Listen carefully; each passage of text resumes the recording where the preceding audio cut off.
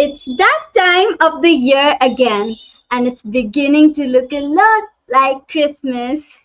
Welcome to a very merry episode of the SDG Warriors Podcast. I'm Simar Mohanty, the team lead and student coordinator of the SDG Warriors. We are a team of passionate student change makers and STEMness on a mission to meet the United Nations Sustainable Development Goals by 2030, leveraging the power of 21st century skills and STEM education.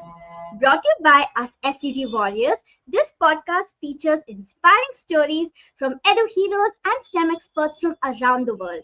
Ideal for students, teachers, parents, and pretty much anybody interested in STEM education and social impact, this podcast aims to drive positive change and provide enriching learning experiences in local, global, and digital communities.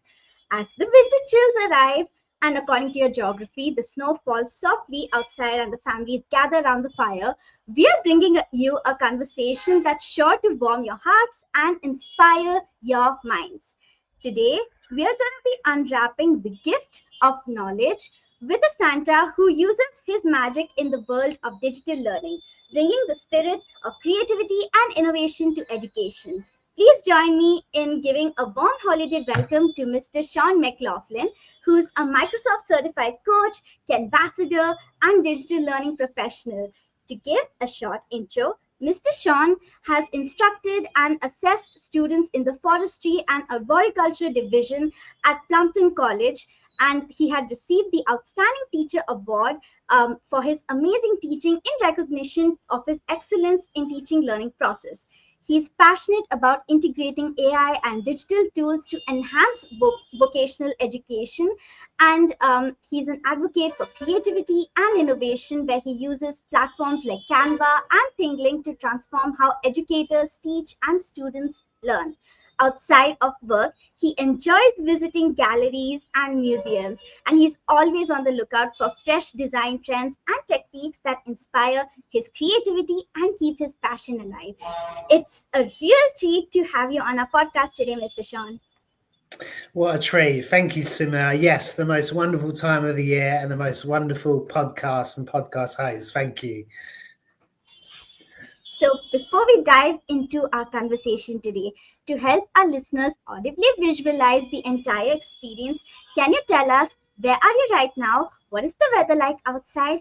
And what can you see from your window? So I'm at home in East Sussex, not far from Tunbridge Wells. And it's actually a nice, bright December day. It's been very dull and misty for the last few days. But no, it's gone really nice and bright. And there's sort of Christmas decorations tinkling around and trees on the trees and in the windows, and I've got the log fire on myself, and yeah, it's a very beautiful December day here. About 1:30 p.m. Yes. Well, I think it's so cool to think about how different things are around the world right now. While it's snowing in some places, back here at home in Bangalore, it's a pleasant 21 degrees Celsius and at 7 p.m. Though you can definitely feel the holiday spirit in the air. Outside my window, I can see people who are strolling by in their hoodies, their sweaters, their jackets. It's becoming really chilly back here. And generally during this time, a fun fact, if I step outside onto my veranda, I'm generally greeted by the sweet smell of vanilla from the nearby bakery. And it's always amazing to, smell all those things. And these days, it's mixed with the aroma of plum cakes. So yes, definitely the festive spirit ringing in.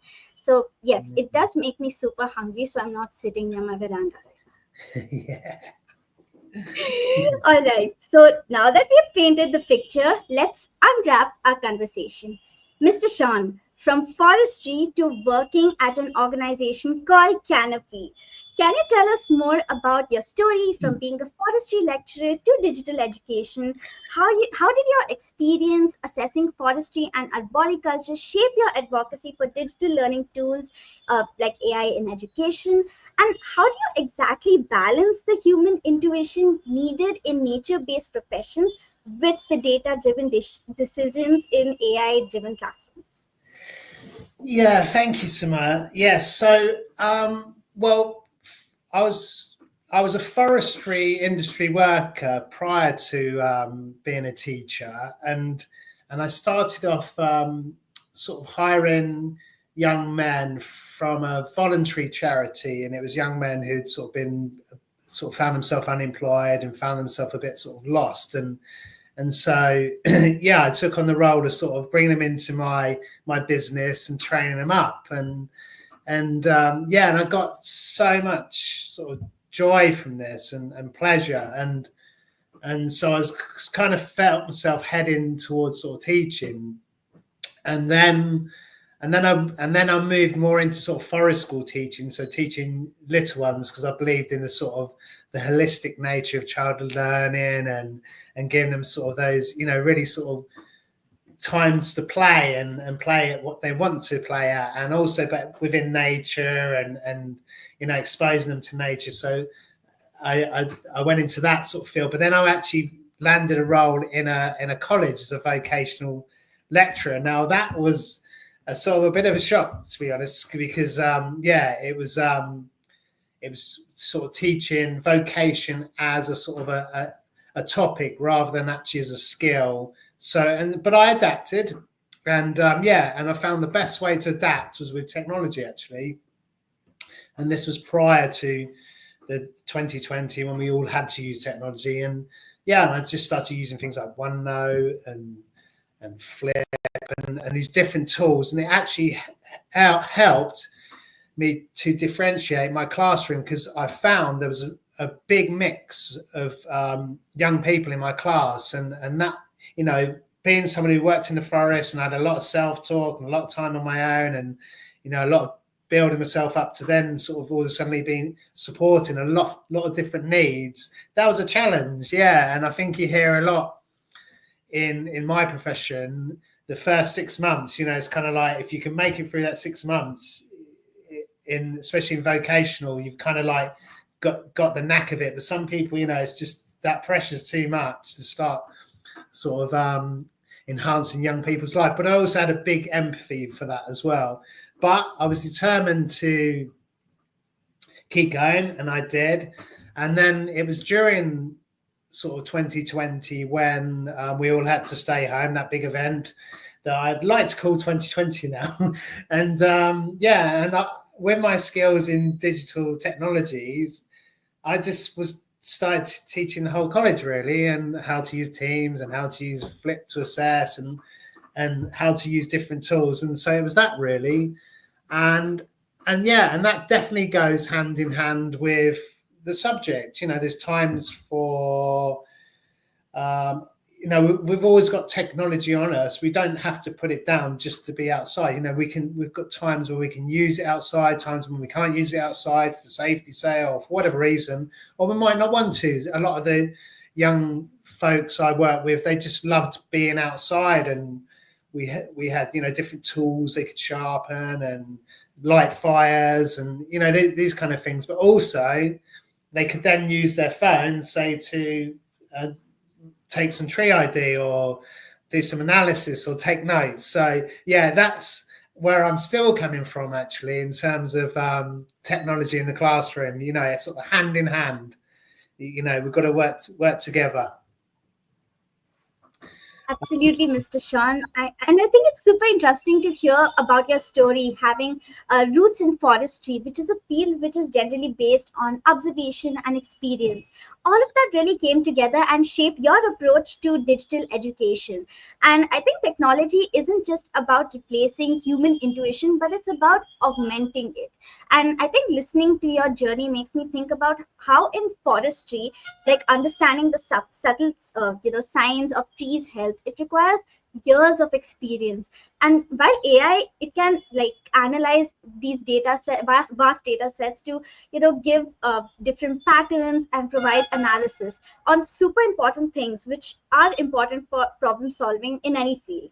And speaking of problem solving and nature in general, Mr. Sean, you have been volunteering at the East Sussex Wildlife Rescue and Ambulance Services. So, what have been one of your most complex wildlife rescue situations that you faced while volunteering at the ESWRAS? Yeah, so it's RAS for short, and I've had some wonderful times there. One time I had to rescue a little owl who'd got stuck in a cricket net, and he was hanging upside down. His little leg was hanging upside down, and they're tiny little things, little owls. But no, I mean, that was a beautiful story. But I'd say a really complex one was a swan. So a swan, you often think to yourself, and you hear the story, or what we did in the UK, sort of, don't go near a swan, it can break your arm, and that's what you tell children. And for whatever reason, you say, don't go near swans because they can break your arm. And I've had so many people say that. But I think, yeah, that's kind of a myth, but it's really tricky to catch a swan because they've obviously got quite a big head, haven't they? And you just got to kind of just go in and grab them and put your arm around them as quick as you can. And they've got these big web feet as well. And you just got to make sure you've got these web feet tucked in. So I think the swan's a pretty tricky one. And then also one time, and this was like a hospital as well. So we had a lot of the casualties in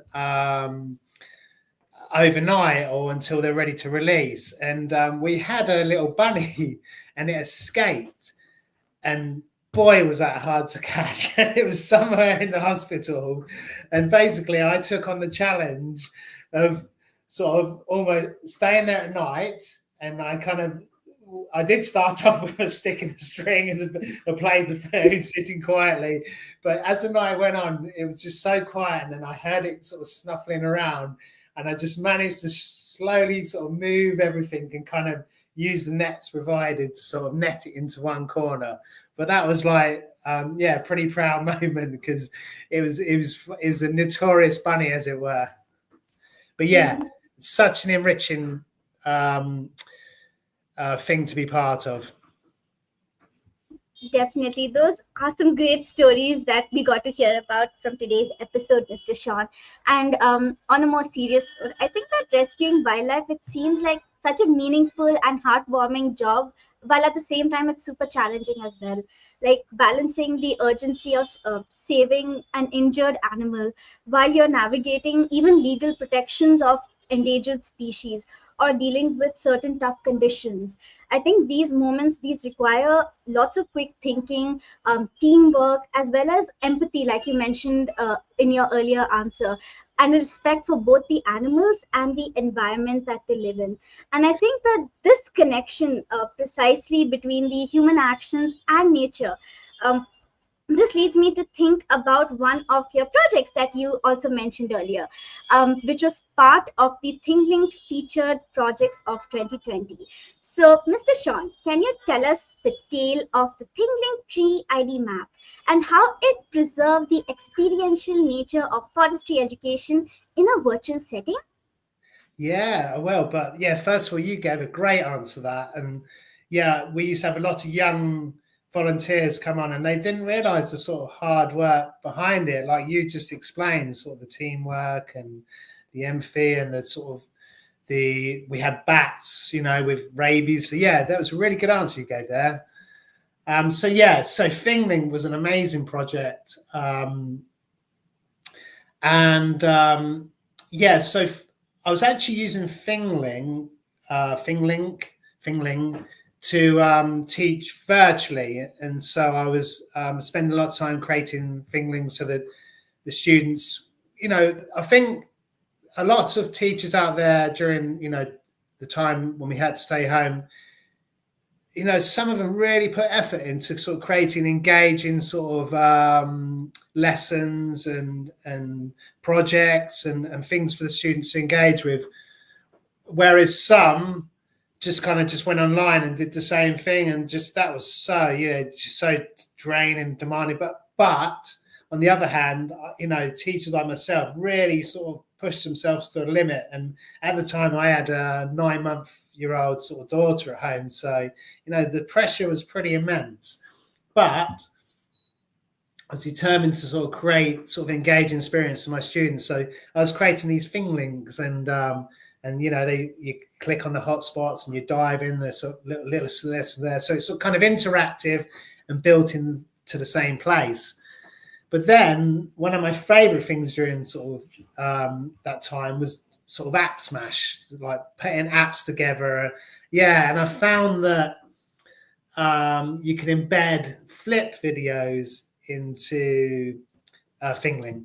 So I'd already had the students using ThingLink, and some of these sort of answers might cross over later with the Microsoft Coach question. But in the thing I liked about Flip was the immersive reader. And in with tree and tree science, you've got the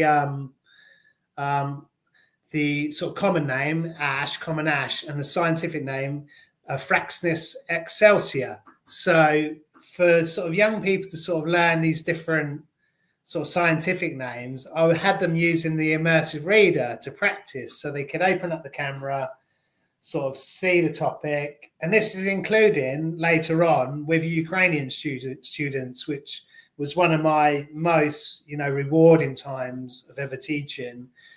But yeah, so they would open it up, sort of check what they've got to say, and then they'd find the tree.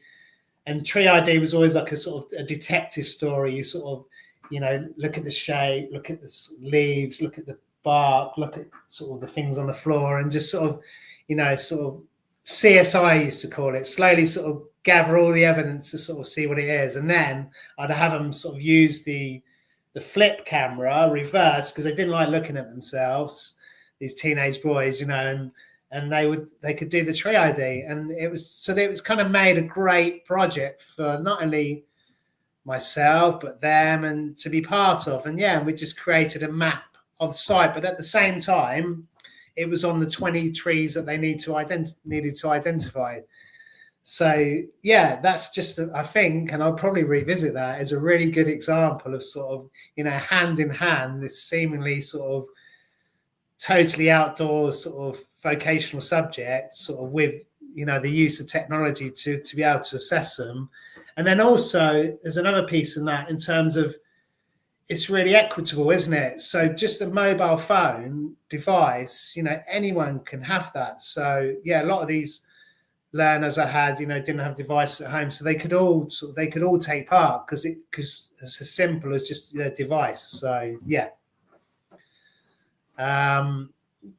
So yeah, that was pretty in a nutshell. So I think that was a brilliant way to use technology to create such an engaging learning experience. And this links with two things, actually more than two things, but the main ones were one of the projects that we did back in grade 6, which was plants in our backyard, in which we had used Google Slides, but not ThingLink. And we identified the different plants in our school, campus. And during COVID, we had done the backyard bio project, where we collected pictures of the biodiversity which is found in our backyards. So the plants which are found in school, as well as the plants and other animal species which are found in our backyards, both of these places. And then through this we get to know more about our mini neighbors. And I think it connects a lot with the Tree ID project, which could be used as an extension of the stuff that we have done. So yes, that's pretty nice. It's not just about presenting information, but also about creating a virtual experience which mimics the real world exploration, which was pretty much missing when we were all locked in our houses during 2020. And from what I've seen, I think this idea of blending the physical experience with digital tools is definitely a recurring theme in your work based on our research. And this brings me to my next question, Mr. Sean. How do you blend your practical hands-on experience in forestry with the growing need of digital and AI-driven education, ensuring that the tech tools enhance rather than overshadow the essence of nature-based learning? And also, how do you envision the future role of tech tools in vocational education, especially for a field-based discipline like forestry? yeah, I think it's just sort of increasing what I've just said, really. So, because the learners and the students who come into sort of forestry and then go on to, say, higher level forestry, yeah, well, you'd be using a lot of these data tools, mapping data. For example, we used to talk about drone planting and using sort of data and mapping to sort of use drones to plant sort of whole areas of forestry. So it's kind of like it's almost like kind of like a business smart. So using the best, what's available, because it's such a sort of an immense job to cover as, say, one person. So, having these different tools, and I know sort of already big tech companies and are involved with massive sort of sustainability projects and forestry projects.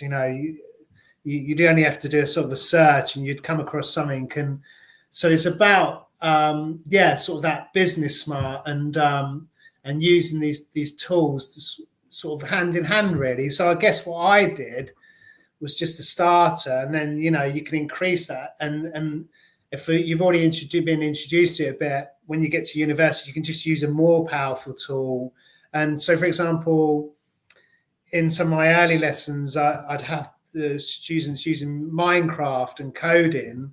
But then some of them were talking about, I can make a website and different things. It's that, really. So, and then back to the other piece in terms of sort of young people. And I see someone post this the other day about young people, and they love being outside, but they do love devices as well. So it's that balance, and I do that with my own daughter. I try and get her to have a balance of the time she wants to go on our iPad and times for other things, for play and being outdoors. And I think as a role model of that is a good thing to be.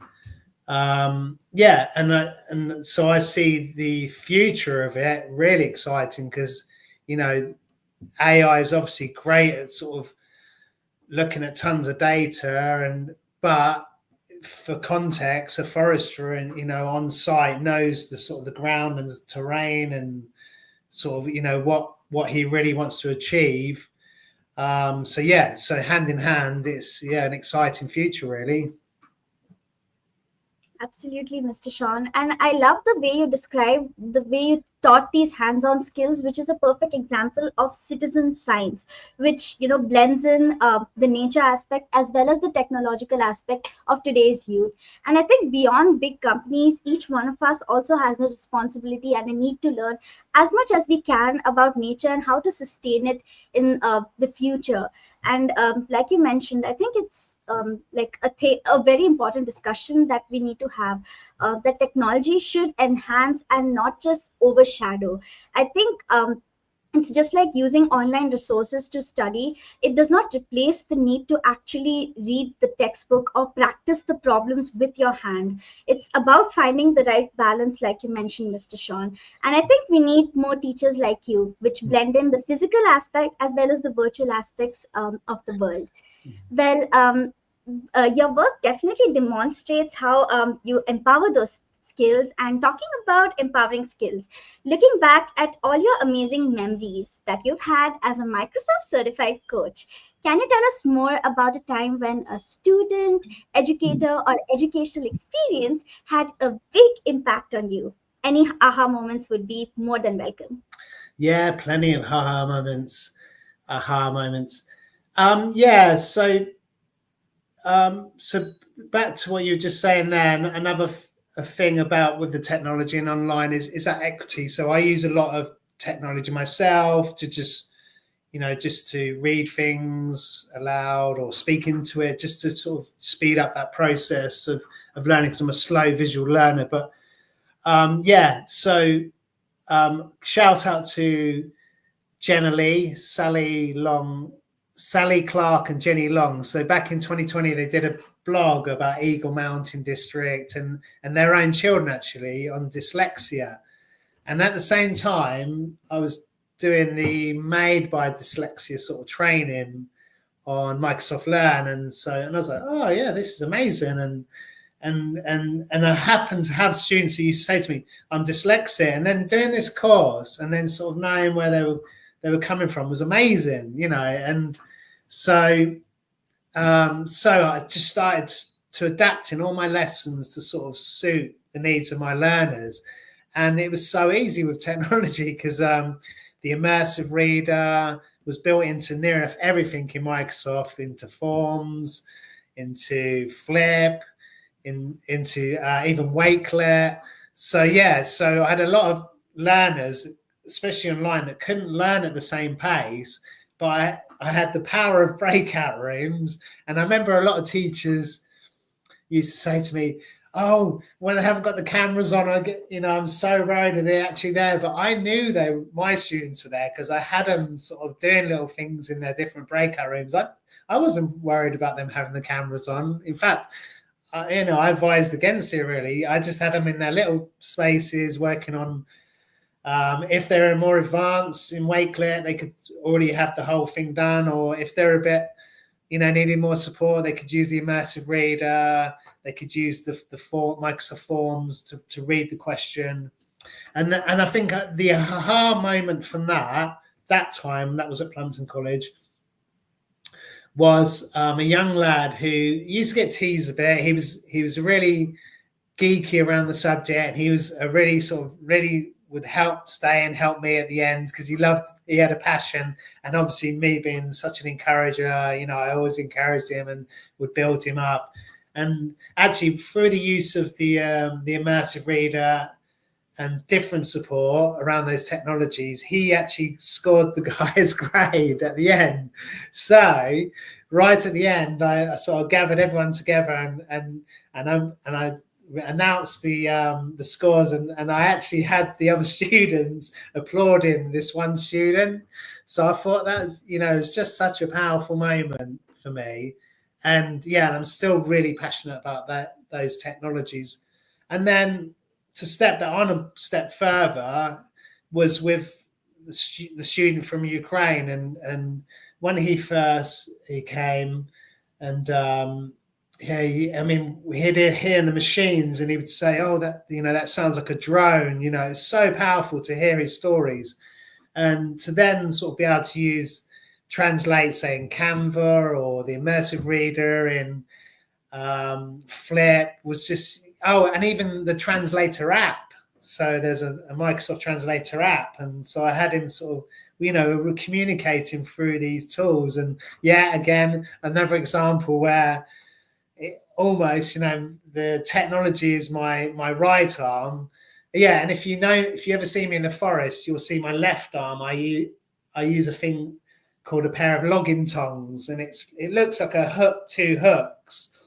And even people with that say, "Sean, how are you so good at using them?" And not many people use them, and they're not wise, because using them are sort of really help their ergonomics, so you don't have to bend down so much. So I'm sort of, both hands, technology in one and like a tool in the other. And so I'll never forget that. And the Sashko from Ukraine, he actually when the course finished, and this was a well-being through horticulture course, so I had a lot of students who, this is after the lockdowns, were really broken actually, and some of them have been living in the woods, really down, but they were ready to come back into life.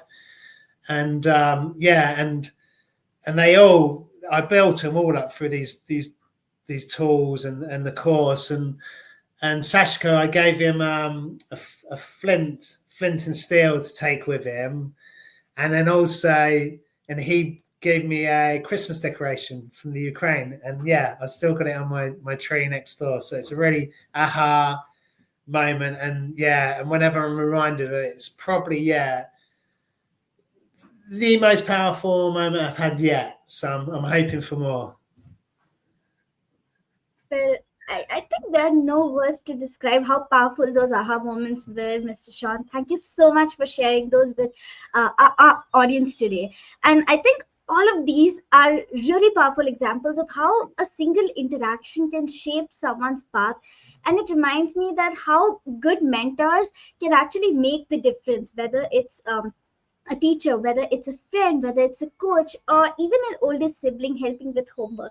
I think the idea of this individual impact, it leads me to think about how larger events can also shape different lives. And a huge shout out to some amazing mentors out there, Jenny Lee, who have been on our podcast as well. if I'm not wrong, on episode 7, where we discussed more about instruction technology and friendship goals as well. One of our first episodes and one of the most closest to my heart. So, to all our listeners, do go and listen to that episode as well. So, Mr. Sean, moving on to the next question, let's sit in a time machine and go back in time. We know that you began your professional journey as a photographer.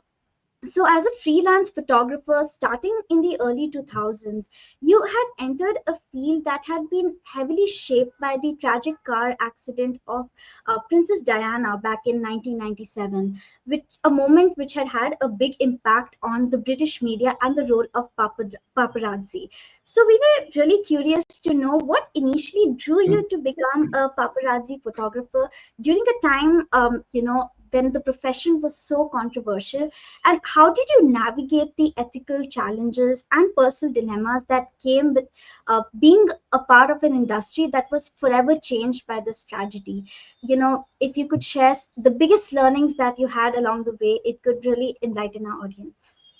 Yeah, and actually, yeah. So this period sort of actually goes prior to that, and it's a mixture of photography, which is my first love, and that's what I studied at college, and working in different studios and paparazzi.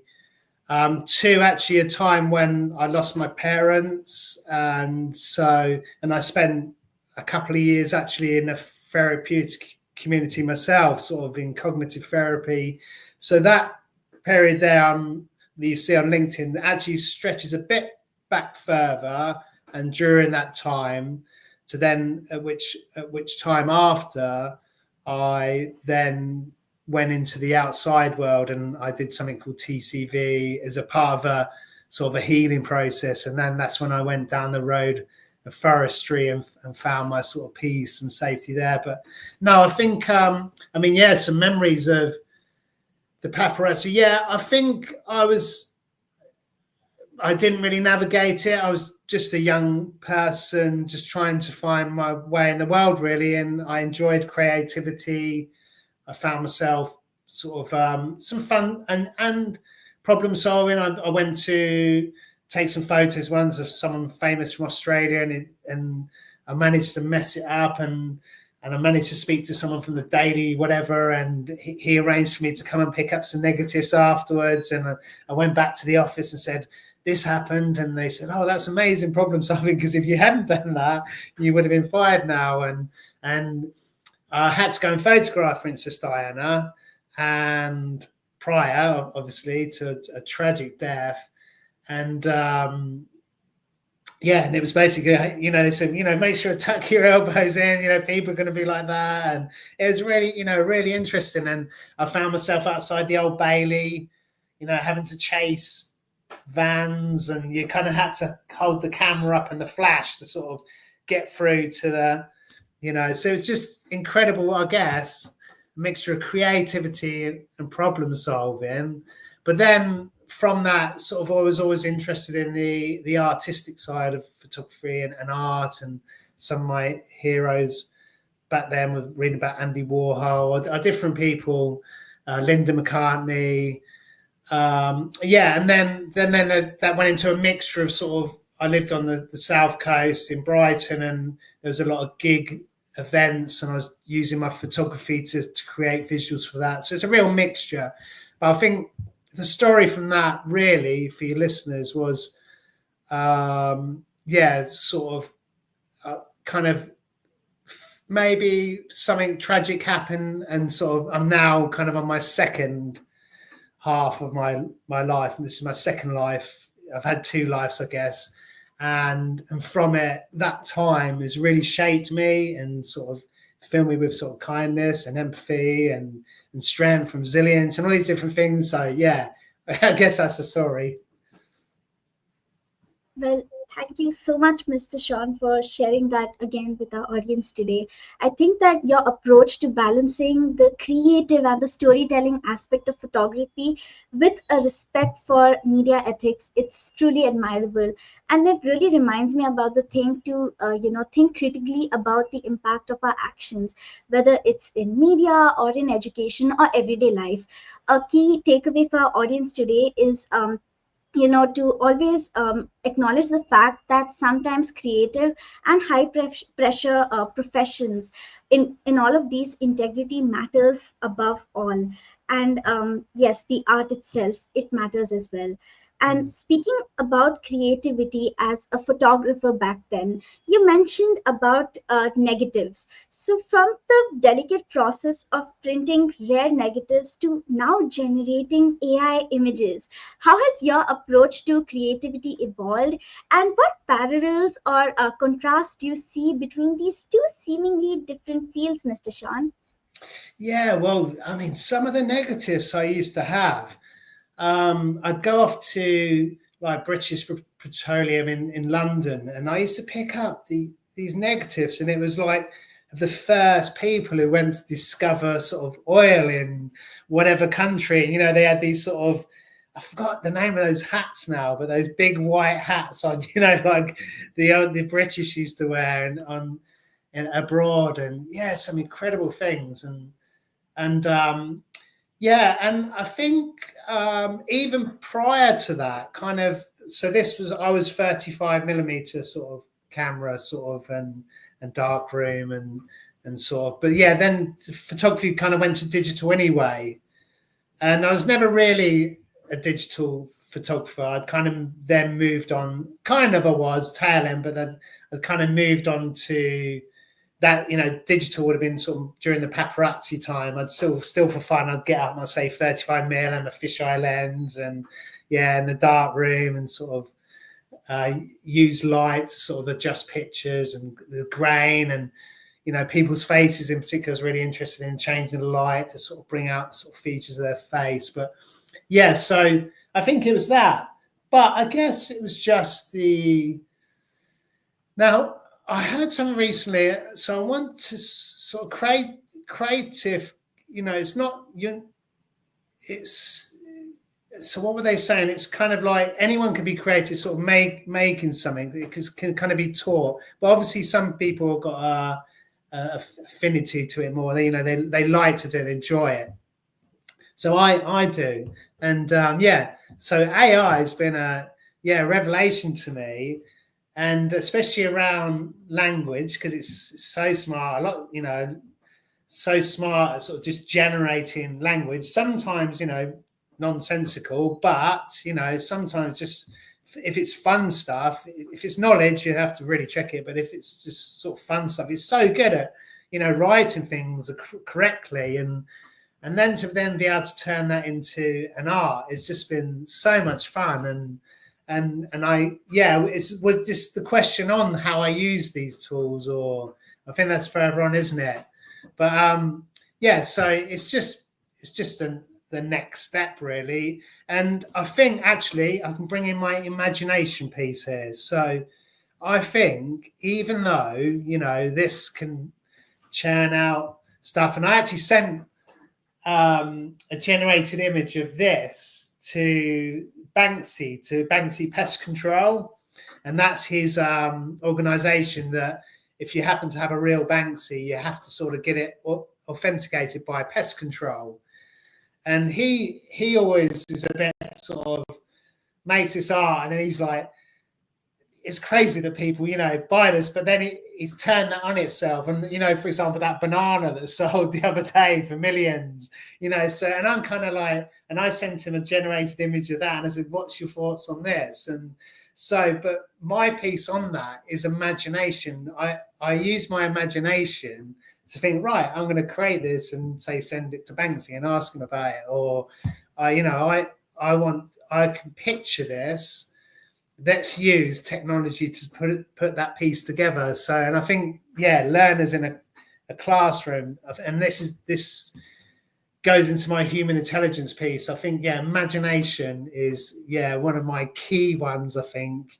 over creativity, imagination, that imagination which then spurs creativity and these different things.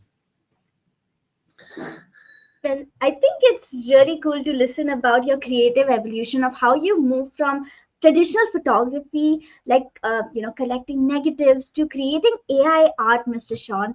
And even I have seen like in the newspapers these days, they put AI generated images of famous world personalities who are dressed for Indian festivals.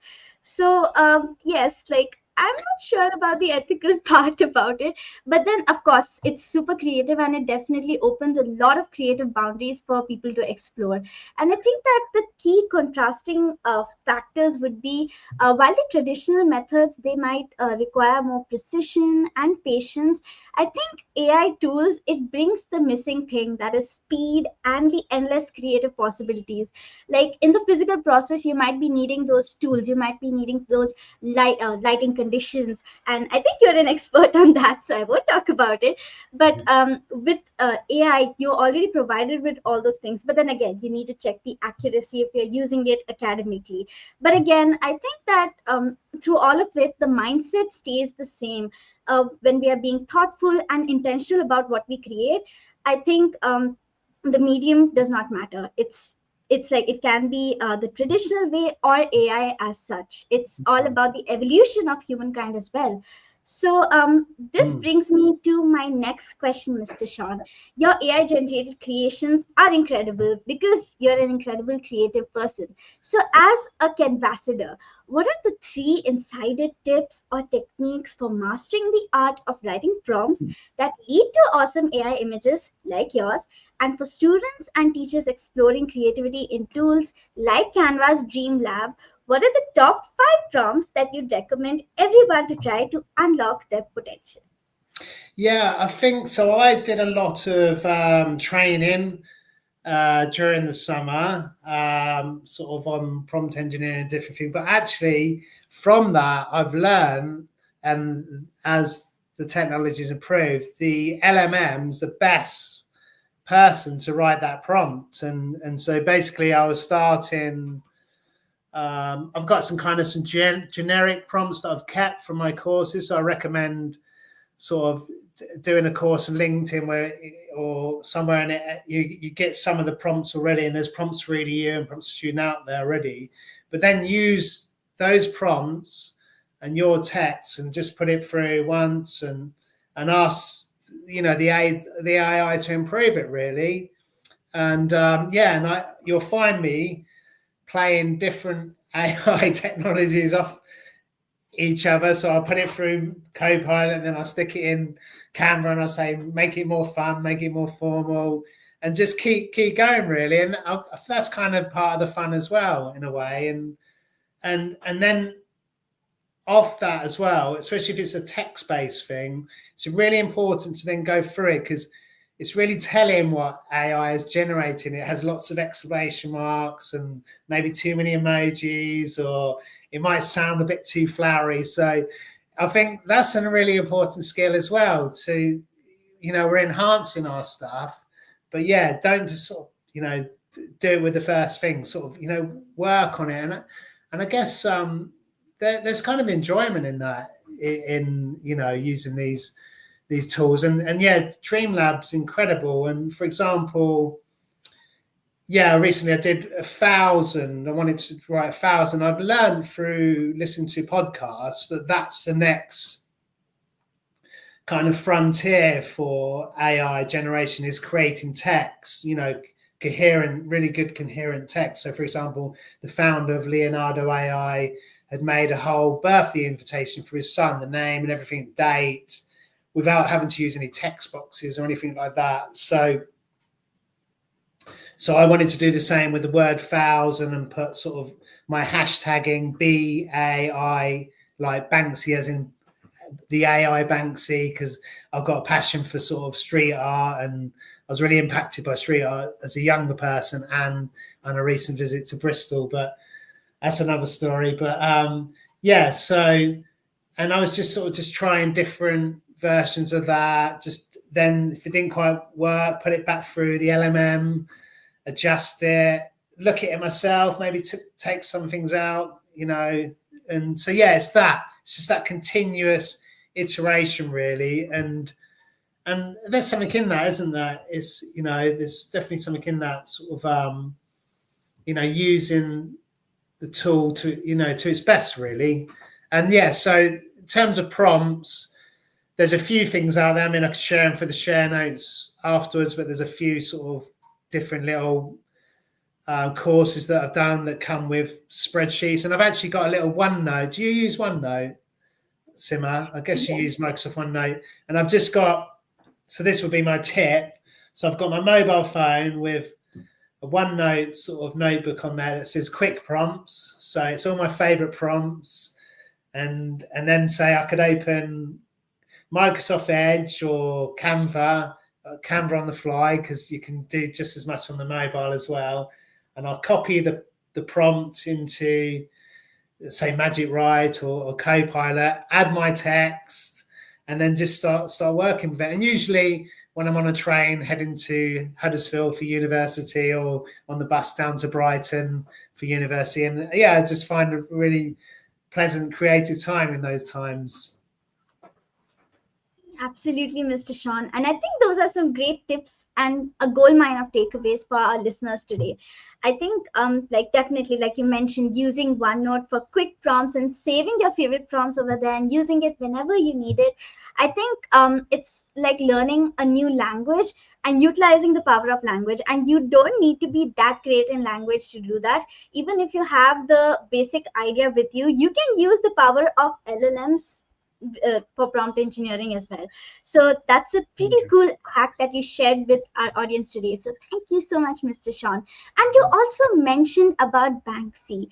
So could you tell us more about Banksy and the tail of it? Yeah, so basically, so recently I went to Bristol on holiday, and there was a Banksy street art tour, and it had other street artists as well. But I just found it so interesting, and I started looking into his work. And in Bristol they call it the Banksy effect. So he was just a young guy. He was a bit creative, and he joined a youth club, and the owner of the youth club sort of encouraged him. And a similar thing happened to me, actually, when I was younger. A similar scheme happened. So there's that affinity there as well. But then, I was just really inspired how he then sort of took that on the stage further from other artists. And it went from just sort of graffiti to sort of street art, and especially with a political sort of, stance on it, and sort of, I was just really inspired by that. And and the whole thing around who he is, and this different things, it's just I just thought so clever, and I really enjoyed it. So the Banks AI, that first started out because I asked the LMM, I said, I really was inspired by this trip, give me some ideas to create sort of some Banksy style images. And it did. And it came up with some incredible ones. Actually, one, maybe that could have been taken in Bangalore, did you say? Where are you, Simone? Yeah. And it was a young gal, all pretty, sort of doing a selfie, but, on the background, there was all sort of different things going on, and and it was sort of that. It had, I can't remember the title now, but social whatever. And I had one with a polar bear, and it said I work for ICE, and so I think it's using that creativity to kind of make a statement, I guess. A reflection of that's a picture, but what's actually on the face of it. So. And did you say that Banksy, what was the last thing, the question you, Banksy and? The tail of Banksy, yes. The tail of Banksy, yeah. So that's it. So, but so I'm still inspired. I've kind of been using a lot of graffiti in my AI now, and I see it's very vibrant graffiti and street art. So, for example, even my recent post on going to bet, I did a Union Jack in spray paint, and it's kind of dripping, and it's just like a really nice, vibrant, gritty sort of, I don't know, feel to it. And that stems way back to when I was younger and I was sort of into hip hop and breakdance and MC. So that was a big shaper of my early years. That's so fun to hear, Mr. Sean. And yes, I think art can take so many different forms, like a very sophisticated painting in a museum, from that to street art to graffiti. I think it's all about using your creativity and self-expression to make a statement, to share your voice. And that's what creativity is all about. It's not about, it's about breaking those boundaries. There's no one way to express it. And yes, that is the tagline for Adobe Express as well. Expressive. Yes. Oh, is it? Oh, nice. Yeah, I like Adobe too. Well, Mr. Sean, on that note only, and keeping up the excitement, can you give us a sneak peek into your Magic Student AI research? And what is the one key takeaway you want students, teachers, and parents to have from it? Yeah, so this has been incredible as well. I mean, here in the UK, I've got a very small sample size, and I've been looking at a lot of data already from the States, but obviously wanted to do something different. And yeah, it's another place where technology is hand in hand, really helping differentiate learning, personalized learning. But obviously, because it's a knowledge base this time, you really need those checks and privacies and bias mitigation sort of built in. And it seems that Magic AI, Magic School, Magic Student have, because it's co-produced, they're really building those into the product. And I think I've already heard others say this, and this is kind of my feeling anyway. And I don't use the platform myself.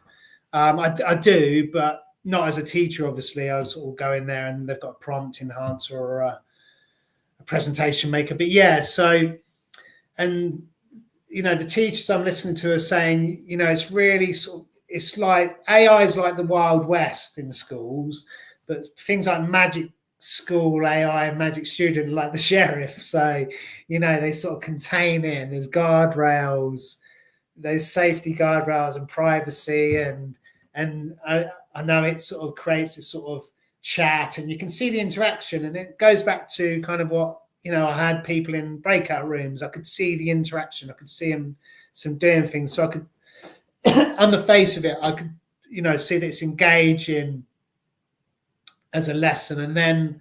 But then I think that's where, I want to say jury is still out in terms of sort of the benefit of these for actual learning. But, I see an example of a school in the States that like to use AI for knowledge base, and then they had coaches and to work on just the human skills and the hands-on skills. And I'm probably a great believer in that.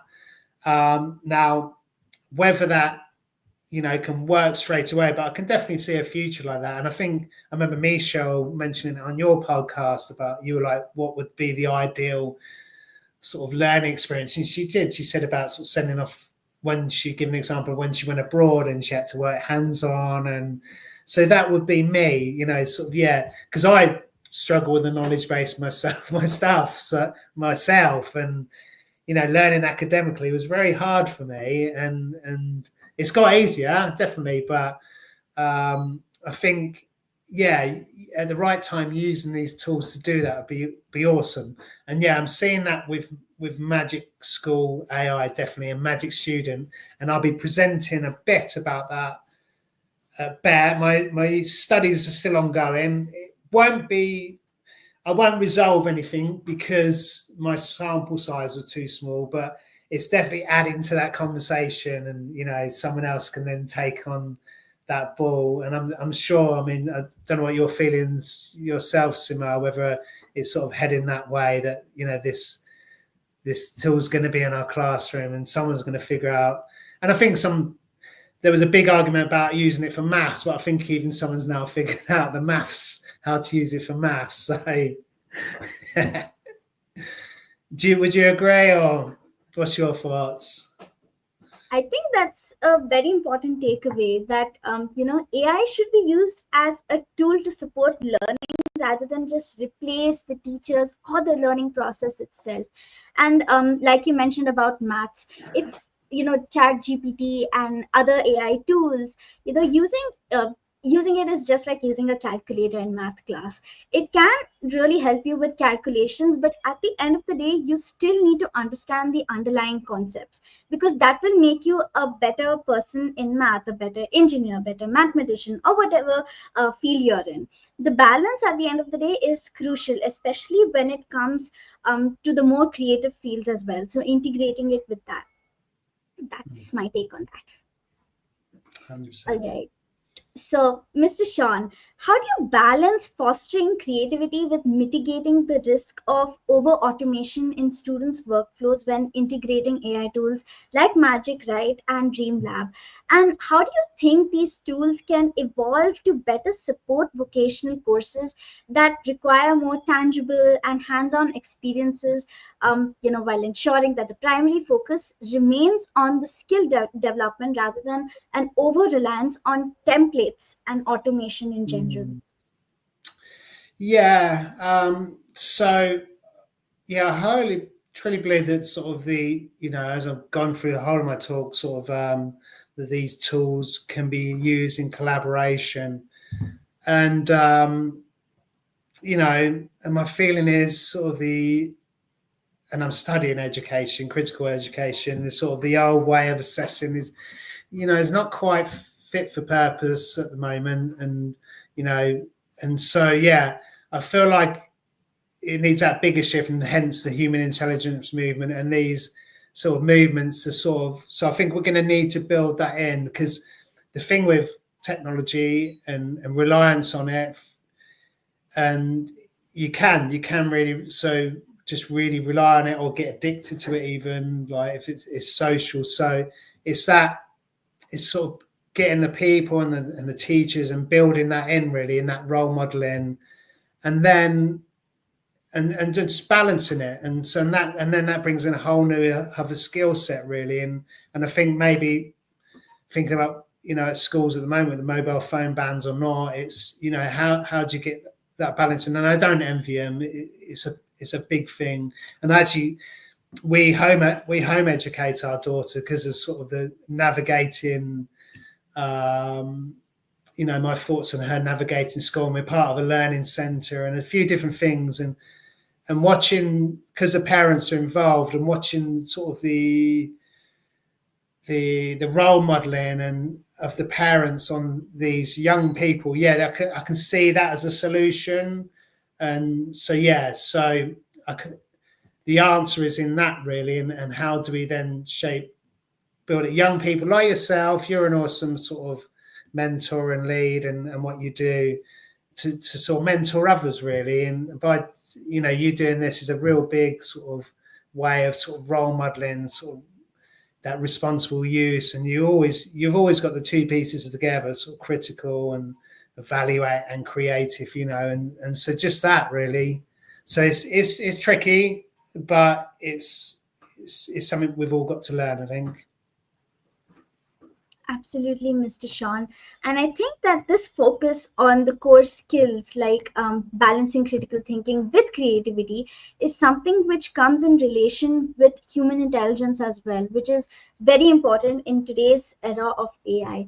So, Mr. Sean, from your research so far, and by being one of the founding members of the human intelligence movement and also introducing us to it, so a big thanks for that. How do you think that we can effectively assess human intelligence skills, like you mentioned, problem solving, ethical judgment, empathy, and creativity on a large scale?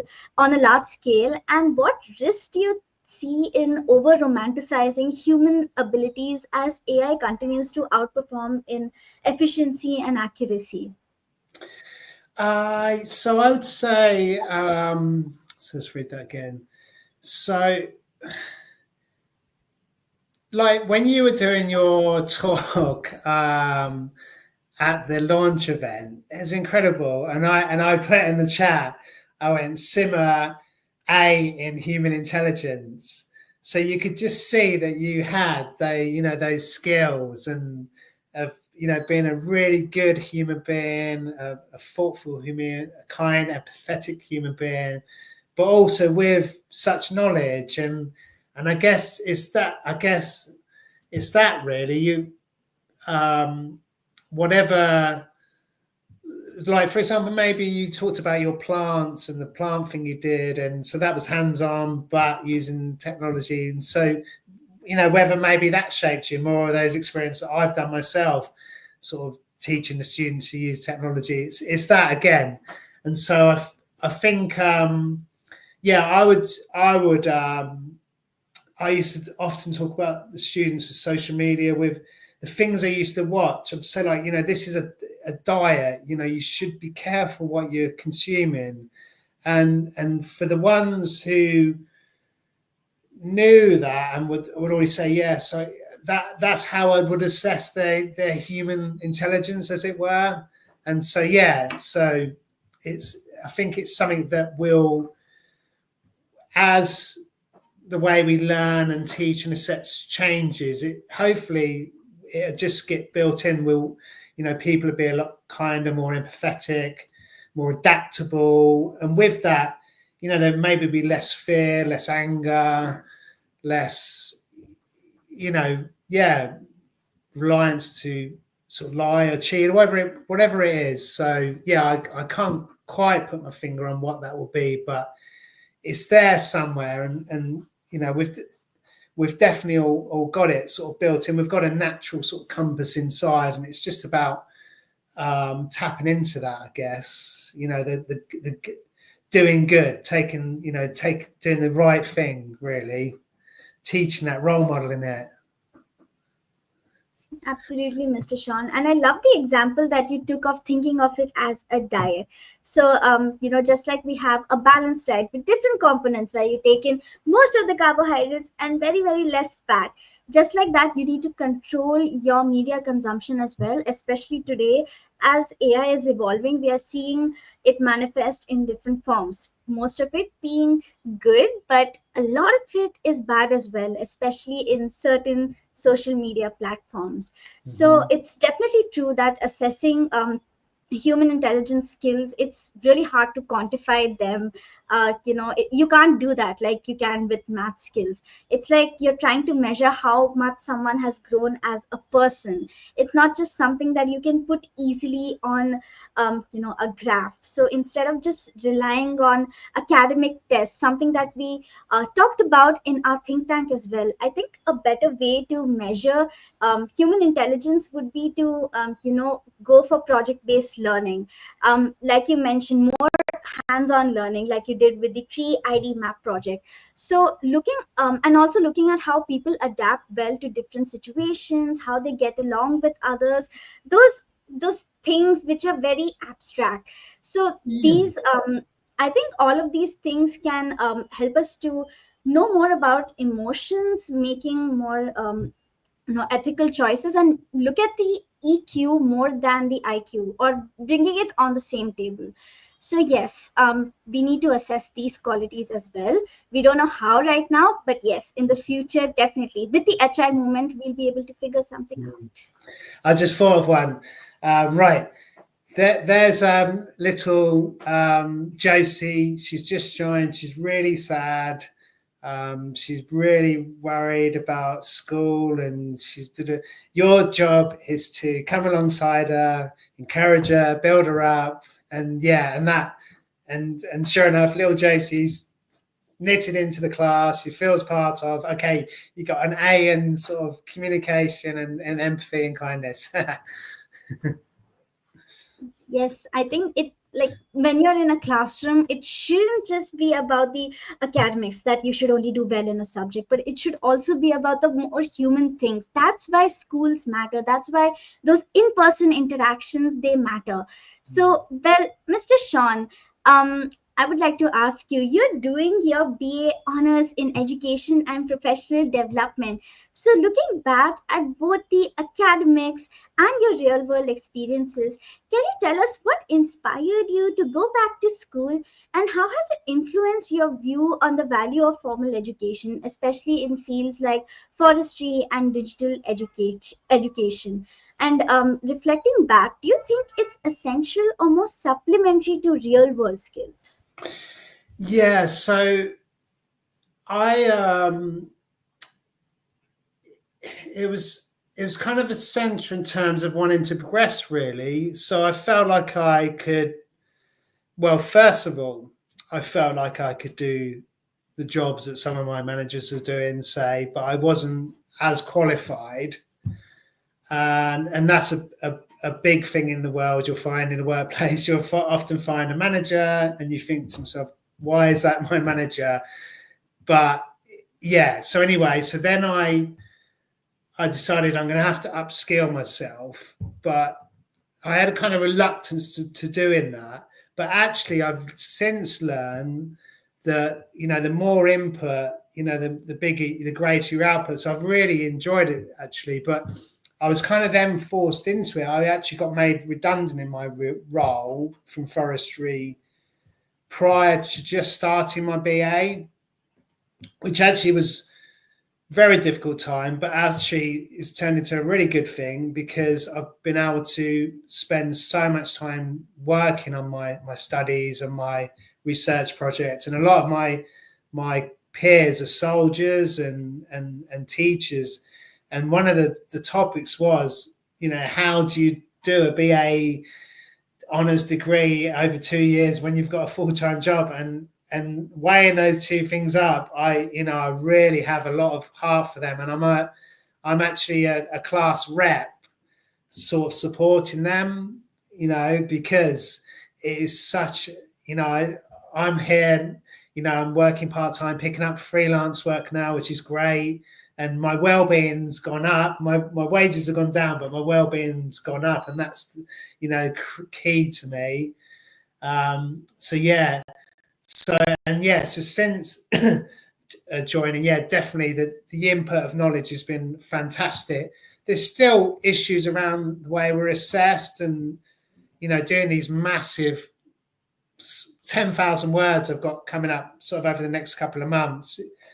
For me, that's quite epic, and I'm sort of a couple of hundred words a day, so once a week. It's going to take me a while to get to 10,000, but I've been really learning some skills around tools to use, using academic integrity. So I definitely use all my own stuff. But I actually think it's been a really good thing, and I sort of. I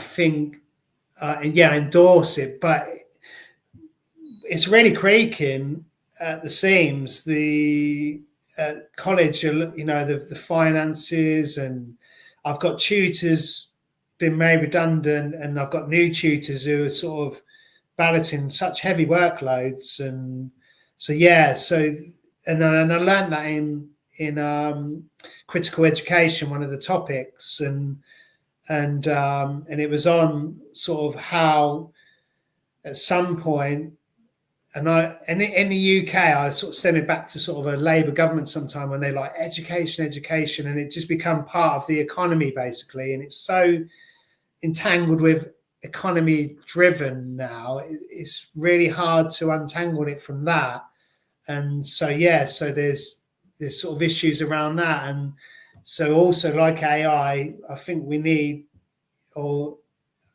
not, I don't think we need, but maybe there's a potential for a different way of assessing and learning. But in terms of learning, I'm a lifelong learner now, and I just love just doing any kind of learning, and I wholeheartedly believe in that. And whether that be university or a small course on LinkedIn or Microsoft Learn, I think it's really important to have that input to increase your output. Wow, Mr. Sean, more input leads to greater output. I think it's super inspiring for all our educators out there and all the adults out there who are listening to your story of how you chose to return back to school, something that and pursue education and professional development, something that you have honed like in real life by being a Microsoft certified coach. It shows that with rich hands-on experience, formal education can also provide a more structured way to deepen your knowledge and connect the theory to practice. And I think that your perspective, it really highlights how these fields like forestry and digital education, both of them can benefit from the formal learning, because it builds upon the foundational understanding, while real world experiences, it refines the practical skills. And I can think of an example for that. Learning about digital tools academically, it can give an insight into how they work, but using them in teaching, it reveals how it resonates with students. And something that we have learned from your answer to this question as well as the previous one is that formal education is not a replacement for experience, but it does enrich it and keeps us open to lifelong learning, something that is a core skill in your manifesto and something which you truly epitomize, Mr. Sean. Well, now let's get into the holiday spirit and have some festive fun. Mr. Sean, are you ready for a super duper jolly rapid fire round? Yes.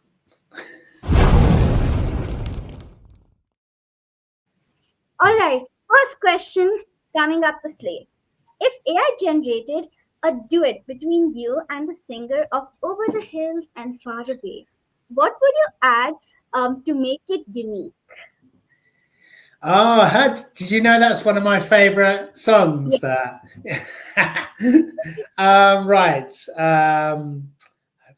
Well, actually, me and my daughter like to sing this, so yeah, I'd bring in sort of my daughter's voice as well. So it's a very old English sort of Napoleonic folk song. So yeah, I'll sort of give it a modern twist with some hip hop and some beats. That sounds so fun. And I think definitely your daughter's voice with the traditional folk music and the modern AI creativity, I think it would, top the charts, definitely. And moving on to the next question.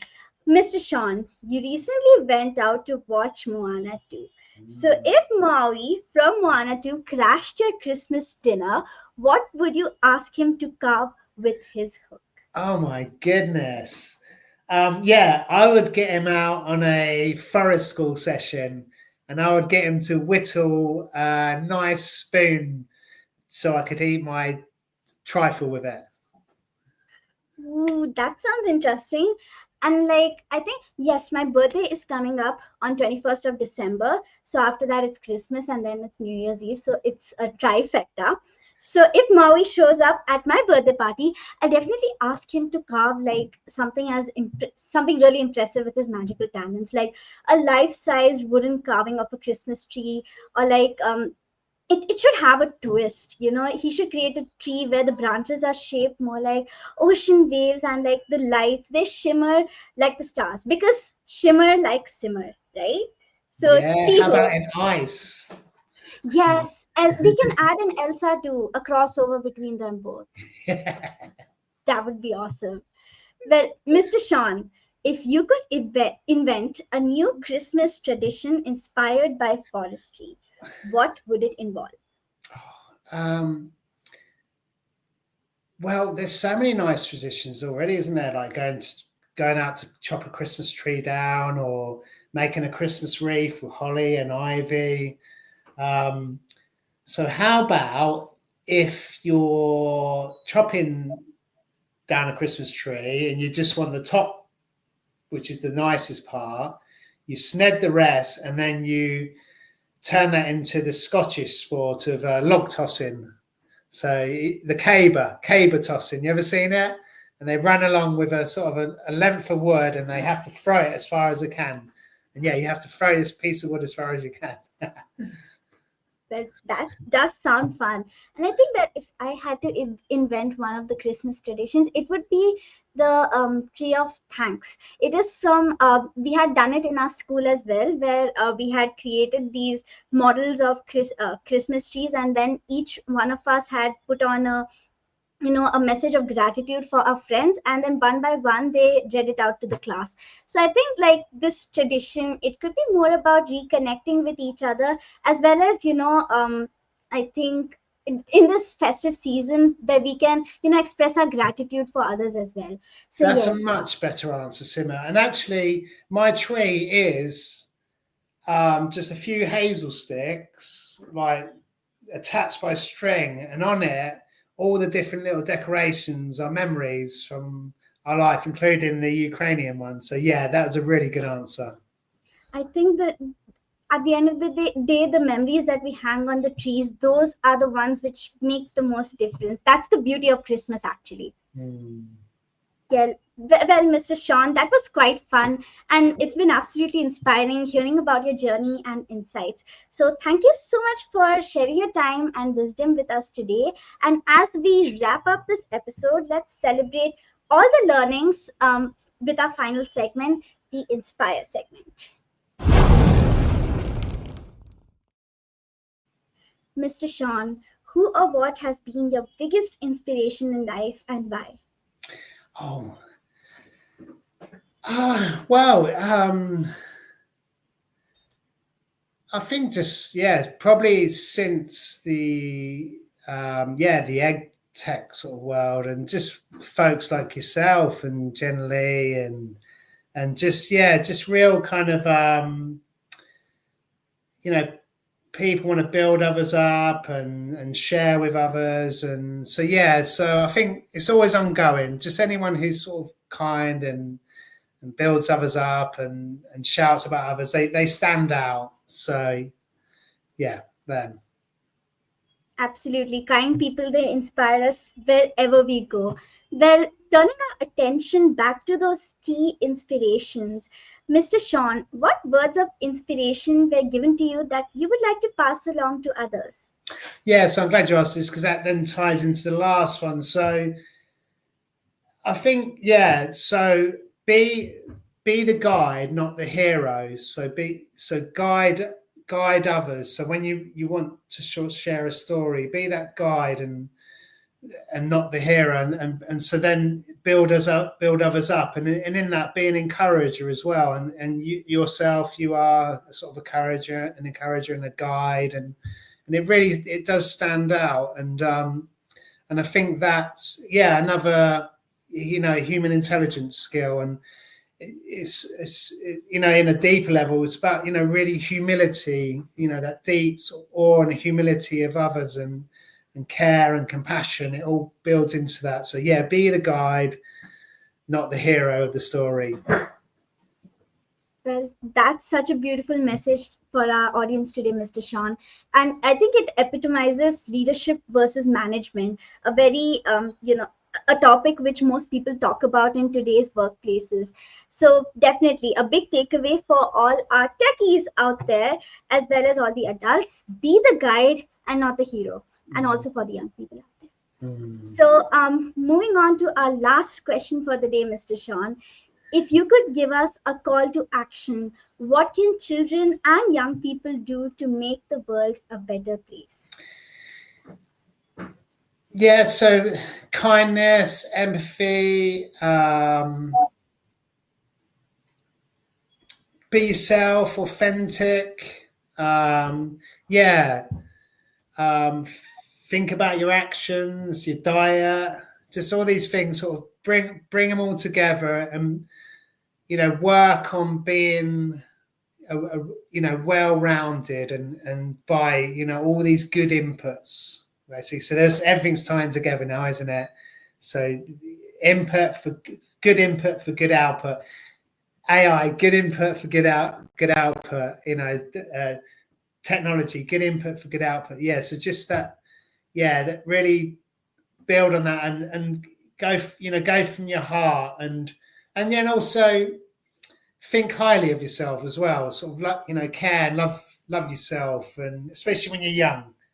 Like, I try to sort of instill that in my daughter, and as much as I can, because brokenness can easily creep in and look into others. But yeah, you are super duper ho ho ho, like you said yourself. As a person, you're unique and you're incredible, and whatever your talent is, let that shine, but also maybe encourage that in others. So yeah, that would be my call to action.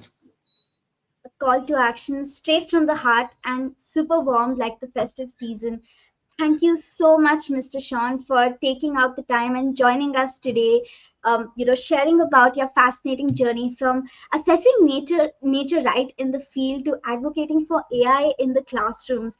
I think your unique insights into balancing the human intuition with data-driven learning, and all your reflections on using tools like ThingLink to, preserve the experiential nature of forestry education.